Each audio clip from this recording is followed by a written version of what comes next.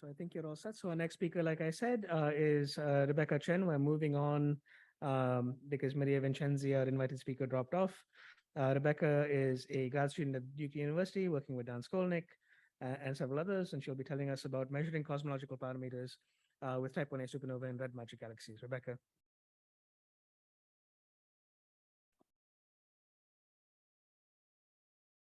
Okay, hi everyone. My name is Rebecca. As Gautam said, I am at Duke University, and today I'll be talking about some of my recent work on using type 1a supernovae in redMaGiC galaxies for cosmology.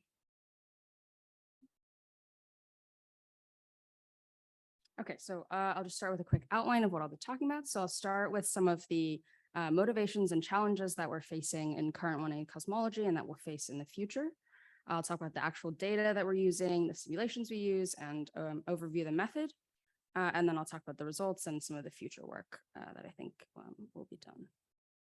Okay, so Maria talked about this already, but SN 1A cosmology in a very oversimplified nutshell, we want to fit our light curves and standardize them. And then with that, we can measure distances and couple these with redshifts, plot a Hubble diagram, and use this to constrain the dark energy equation of state W. On the right here is just the Hubble diagram from the recent Pantheon Plus analysis, so kind of our biggest compilation and most recent results. Okay, so Maria also talked about this. So we have these different supernova samples using spectroscopic classification and photometric classification, and moving from spectroscopic classification to photometric classification, we increase our sample size by a tremendous amount, so going from 200 to 1600. But both of these samples are still using and requiring a spectroscopic redshift from the host galaxy primarily. And what I'll be talking about here is seeing if we can extend this to be able to use the photometric redshift from the host galaxy, which will continue to increase the amount of supernova that we're able to use for 1A cosmology. Okay, so with this context, there are kind of these three top challenges that we're facing for future photometric 1A surveys. So first, obviously, it's going to be impossible to acquire redshifts for all supernovae. Spectroscopy is expensive, it's resource limited. We physically won't have enough fiber hours to actually get good spectroscopy for all of the supernovae that we're going to have in the future. And you run into things like having to model the spectroscopic efficiency. And then second, we have this issue, again, because of not having spectroscopy for every supernova, we have to rely, therefore, on photometric supernova classification. And Maria started to be able to talk about a lot of the work that's been done on this. And so there's a lot of progress that's been made, but still something that we kind of always have to keep in mind. And then lastly, there's this matter of correlations that we see between supernova properties and host galaxy properties. So one example of this is the so-called mass step, which is the difference that we see in the intrinsic luminosity after correction between high mass and low mass galaxies. So this sort of thing is important to take into account, but there's no kind of complete and well understood physical explanation for all of the different correlations that we see. And so how we deal with this now is with essentially an empirical correction after the fact in our distances. So this is something that is still kind of ongoing and will need to be better understood in the future. Okay. So the idea here for this work is to use supernovae with host galaxies that are in the redMaGiC Galaxy catalog. So the redMaGiC Galaxy catalog is a selection of luminous red galaxies, LRGs, and it has this kind of neat idea of being able to address all of these three things simultaneously. So the first with redshifts, redMaGiC galaxies have very precise and accurate photometric redshifts. They've been used extensively in large-scale structure studies. On the classification issue, we expect to see really low rates of core collapse supernovae in these galaxies because core collapse supernovae have really massive progenitors. They tend to occur in regions with high star formation rates. redMaGiC galaxies I'll talk a little bit more about them, but they're dead, passive, so there's very low star formation rates there. And then lastly, by restricting our analysis to a specific single type of host galaxy, we therefore become less sensitive to sort of these host galaxy supernova property relations, and also can do some interesting studies looking at this, which I'll talk about as well. Okay. So just to give a little bit more detail about what redMaGiC galaxies are and the properties that are useful from them. So redMaGiC is just a specific algorithm for a selection of luminous red galaxies, and it has a photo-Z afterburner, which helps reduce the biases. And these galaxies are really good for estimating photo-Z because of the 4,000 angstrom break in their spectra. So on the right here, you can just see a typical spectrum plotted at different redshifts, and you can see here the 4,000 angstrom break. So this is a really homogeneous, well understood, well-known population of these so-called red and dead or passive elliptical galaxies. They're very massive, they have low star formation rates, and therefore we can also expect that they will have very little dust, which I'll talk about as well. Okay, so how good exactly are these photo-Zs? So these photo-Zs are precise to about a sigma Z of 0.015, and they, again, are selected to have minimal uncertainties. So on the left here, this plot is showing the spectroscopic redshift plotted against the photo-Z. With this dashed blue line is a one-to-one comparison, so that'd be if our photo-Z were exactly perfect. And then on the bottom, we have plotted the bias, which is the difference between the spectroscopic redshift and the photometric redshift, as well as the scatter as a function of redshift. And so just to give a sense for what typical redshift uncertainties would look like, our host spectroscopic redshifts are typically on the order of 10 to the -4 in terms of the uncertainties. A supernova spectrum, which will come from a noisier spectrum, or sorry, a supernova spec-Z, which come from a noisier spectrum, will be more on the order of 10 to the -3. And then typical photo-Z, where you don't have this kind of particular kind of galaxy that makes it easier to estimate, you'd be more on the 0.03 to 0.04. So redMaGiC photo-Z are better than your typical photo-Z, but obviously not as good as spec-Z. Okay, so this analysis is done in the context of the dark energy survey. So we use the DES 5-year photometric sample with no classifier applied to it, as well as the redMaGiC algorithm run on all 6 years of DES data. We then match the coordinates of the associated host galaxy for this supernova sample to the redMaGiC Galaxy catalog. And here we do require that it has a spectroscopic redshift so that we have a point of comparison for what the truth should be. And we find that about 6%, so this is 125 out of the 1,600-ish in the 5-year photometric sample, are found in redMaGiC galaxies. And this is after all of our kind of standard cosmological cuts. So these are the actually usable ones. Okay, so we can ask this question. Are there really only type 1As in redMaGiC galaxies?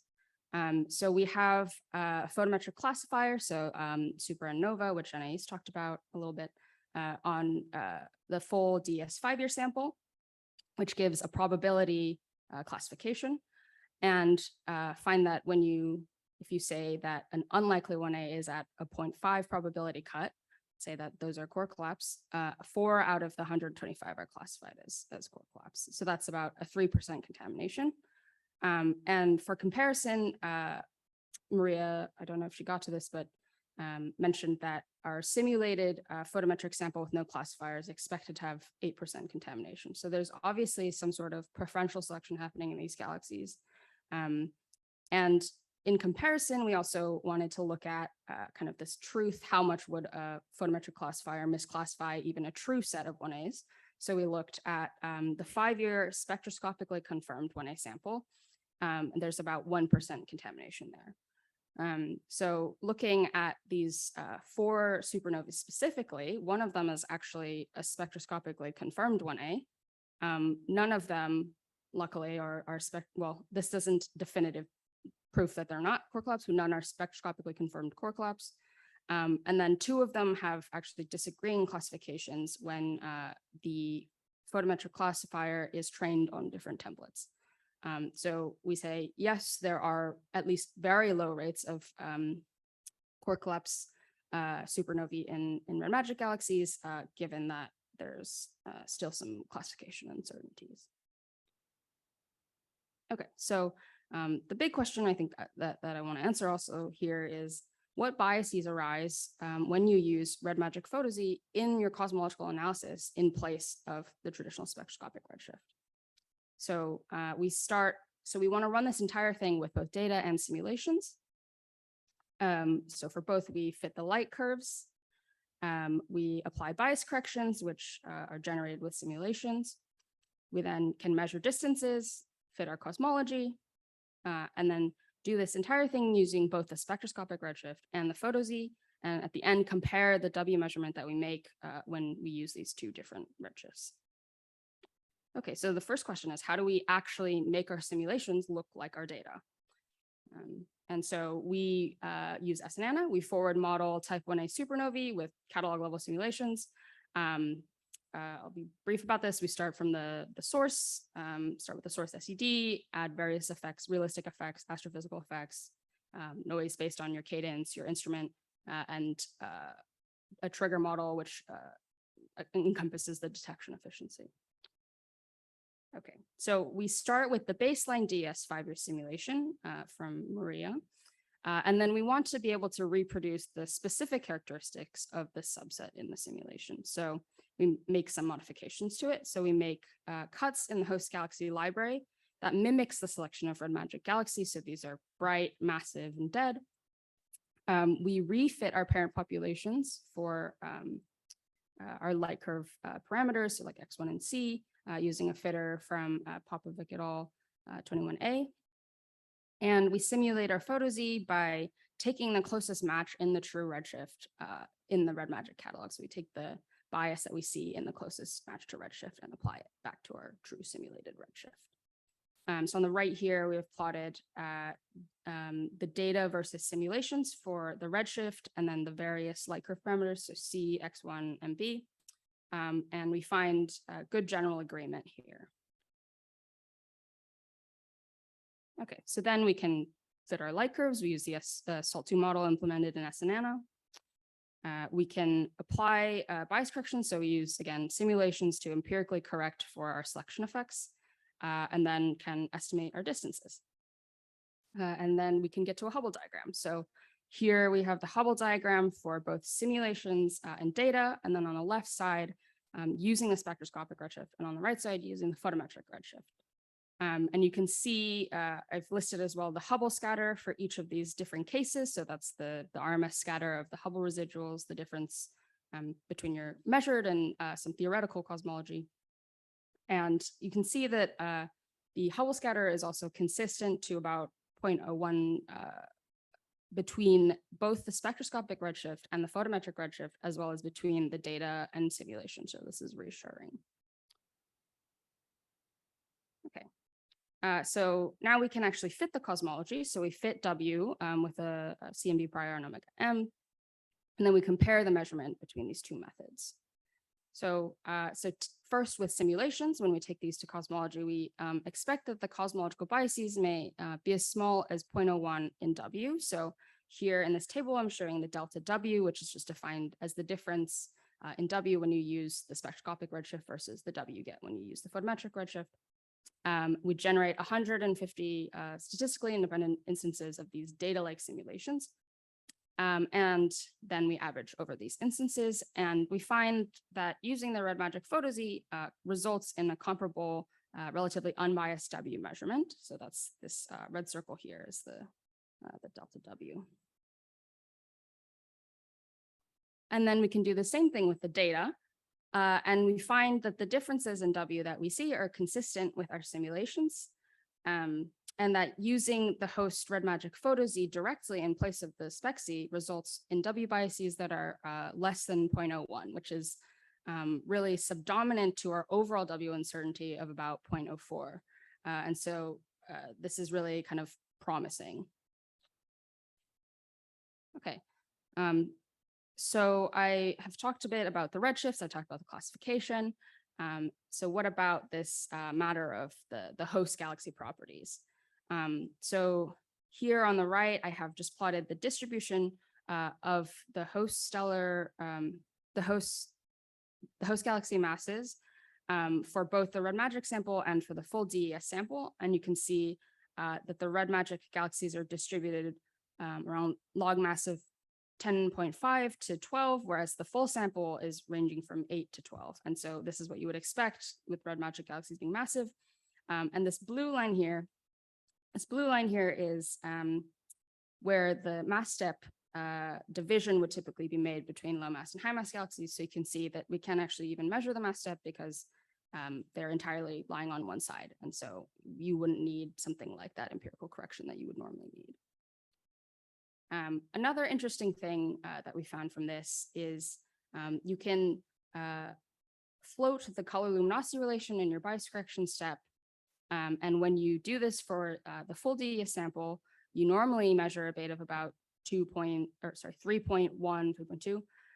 But for the redMaGiC sample, we measure a beta of 2, which is lower than we've really seen anywhere else. Interestingly, at the same time, Meldorf et al. 22 measure the RV distributions for these galaxies using optical and near-infrared data. And for the full sample, measure a mean RV in the distribution of around 2.6, whereas for the subsample, they find 1.5. So this plot on the right is not exactly the division of redMaGiC subsample, but it's the distribution of RV for low mass and high mass galaxies. So you can see that there is a difference in the distribution of RV. So both of these things together kind of helps support the recent BS21 explanation that different dust properties in different types of galaxies could help explain this relation that we see between the Hubble scatter and the color and the mass step, because it provides basically a direct link between the low beta that we see for a particular subset of galaxies and a low RV that we would predict, therefore, for the same set of galaxies. Okay, so I'll talk quickly about some of the future work. So obviously, this is this conference about LSST. So looking forward to LSST, this work kind of lays the groundwork for future analyses with photometric samples, with LSST, with Roman. So we took a quick look at this using the tides forecast simulations from Chris Romer and Maria. So if we have 2.4 million projected cosmological 1As, if we take just 6% of these, as we see in this analysis, that's already 144,000 supernovae. And if you assume a photo Z resolution on that of 0.02, combine that with an anchoring low Z sample, you recover an uncertainty on W of 0.015, which is already 1.5 times smaller than the statistical constraint from Pantheon Plus, for example. Okay, so you can ask this question of how many supernovae do we actually need? How good can we actually do?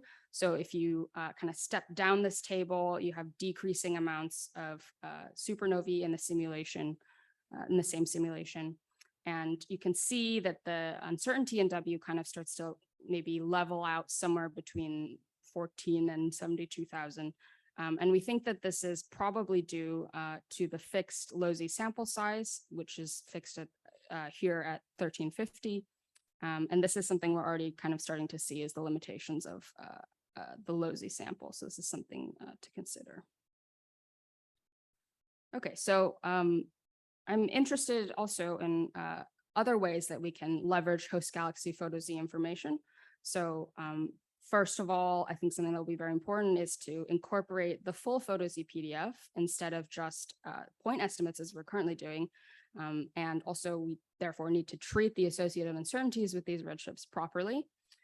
There's a question of, could we actually instead rely on really well characterized redshift distributions that other probes like 3x2 point already do, and that have been very vetted and well worked on in those fields as well.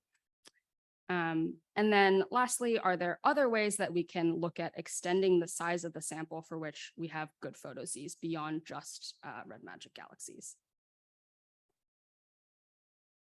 Okay, so I'll just end with a few key takeaways. So we will not have spectroscopic redshifts for most of the supernovae that we observe with LSST. Using PhotoZ for 1N cosmology is really promising. Using the host redMaGiC PhotoZ directly results in W biases of around 1%, which is subdominant to our overall uncertainties in W. Looking at supernovae in redMaGiC Galaxies serves as kind of a useful cross-check for photometric classification. And lastly, there are also an interesting subsample that we can look at to better understand host galaxy and supernova property correlations. Thanks for your attention, and I'm happy to take questions.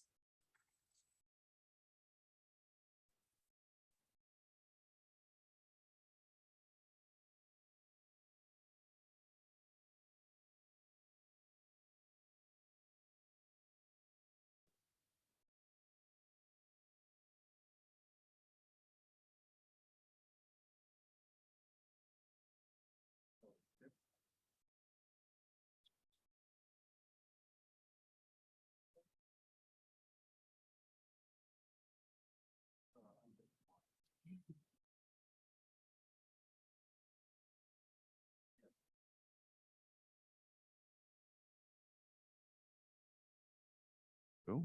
This is Alex Kim from Lawrence Berkeley Laboratory.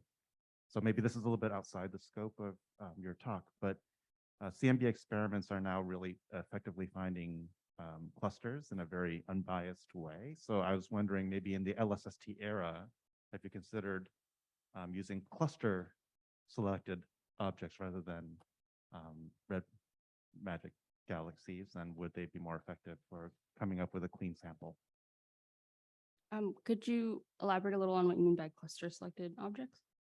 What you do is there's a supernova that goes off, and then you cross-correlate it with a CMB map of galaxy clusters, and you say, oh, these supernovae that were in directions of clusters, I'm going to look at those. Because aren't these CMagic galaxies related to clusters? Yeah, so the So just- redMaGiC, oh yeah, sorry. Yeah, so the redMaGiC algorithm is based on the redMapper red sequence cluster finder, but I don't know that I can speak to that sort of effort. Okay, thank you. Yeah.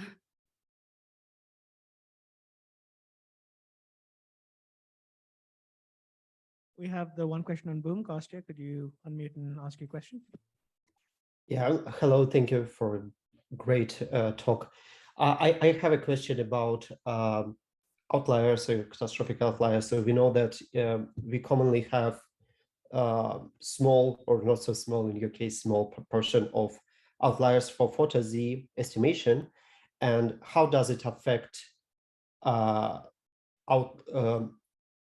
W estimation? So you said you sampled multiple realization of simulation samples, so you probably saw some distribution of delta W.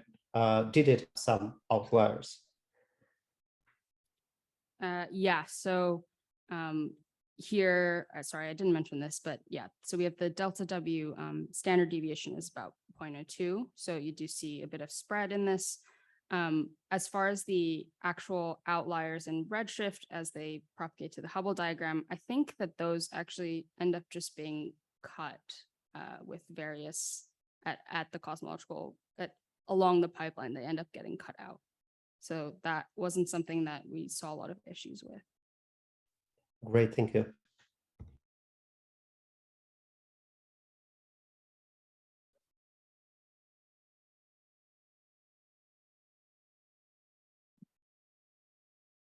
Hi, this is Justin Perel. Nice talk, Rebecca.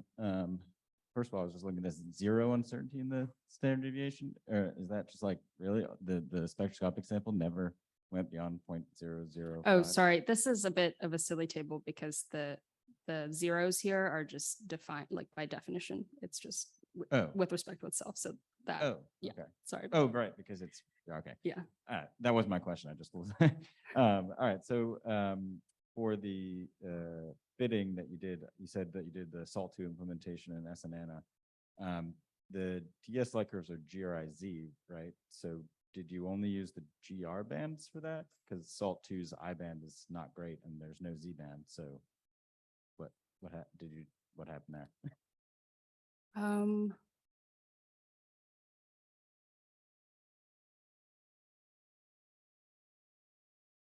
Yeah, for that, but there's the you're fitting foundation too, right? So there's foundation's also GRIZ. So is foundation only being fit with GR?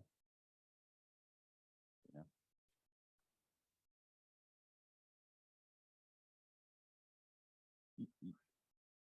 Yeah, I mean, but if you're using SALT2, then, I mean, you can't fit the Z band, and the I band is like not great in SALT2 if you're using the SALT2 instead of SALT3. Yeah, sorry, I should have mentioned this specifically. So the low Z sample is, we're anchoring still with a low Z sample that's in all kinds of galaxies, spectroscopic still. So the low Z sample is still our normal spectroscopic low Z sample. Okay, all right. Well, regardless, I think it'd be interesting to redo with SALT3 using all 4 bands was my point.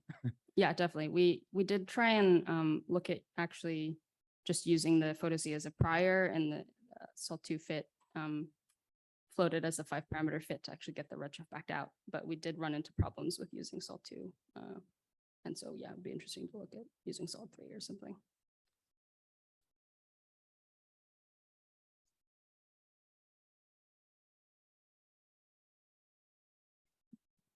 We have another question on Zoom from Rahul Biswas. Rahul, feel free to unmute and ask. Sure, thanks. Thanks for the great talk. How many of these galaxies are there, and does it vary with redshift? Was that the 6% number you mentioned in total? Sorry, I didn't catch that first part of your question. What is the fraction of supernovae that are hosted in these redMapper galaxies? Was that the 6%? Yeah, that's the 6%. Or okay. Mm-hmm.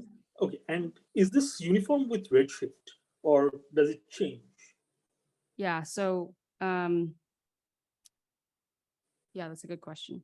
Don't